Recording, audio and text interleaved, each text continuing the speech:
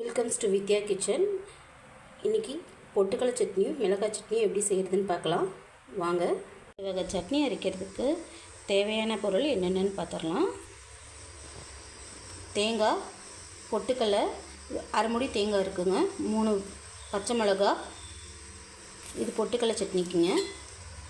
வரமிளகாய் சட்னிக்கு வரமிளகாய் ஒரு 7 எடுத்துருக்குறேங்க. ஒரு தக்காளி, துளியோண்டு புளி, சின்ன வெங்காயம், 3 பல் பூண்டு, கல்லுப்புங்க. வாங்க பார்க்கலாம். தேங்காவை மிக்சியில் போட்டு ஒரு 2 சுற்றி மிக்சியில் சுற்றி எடுத்துடலாங்க. அரைச்சி எடுத்துகிட்டு வந்தாச்சுங்க. இதோட பொட்டுக்கடலை, கொத்தமல்லி இலை, கருவேப்பிலை,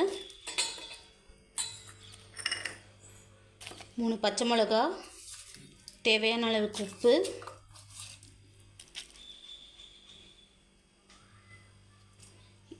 இஞ்சி பூண்டுங்க,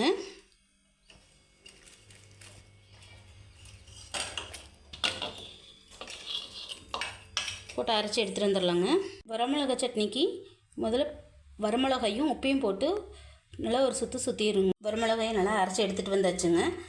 இதோடையே 2 தக்காளி, சின்ன வெங்காயம், பூண்டு எல்லாம் போட்டு அரைச்சிக்கலாங்க. புளி போட்டு அரைச்சிக்கலாங்க. தாளிக்கிறதுக்கு முதல்ல நல்லெண்ணெய் ஊற்றிக்கலாங்க.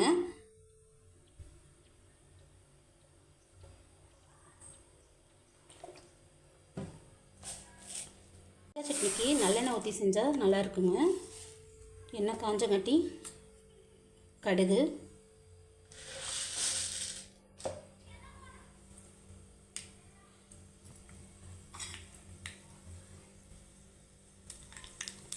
கடலைப்பருப்பு,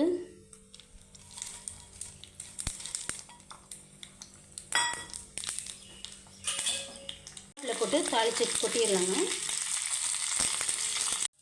கொட்டிடலாங்க.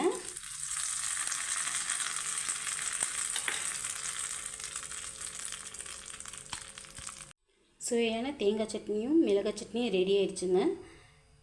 தோசைக்கு, இட்லிக்கு, பணியாரத்துக்கு இந்த காம்பினேஷன் சூப்பராக இருக்குங்க. இந்த ரெசிப்பியை நீங்களும் வீட்டில் ட்ரை பண்ணி பாருங்கள்.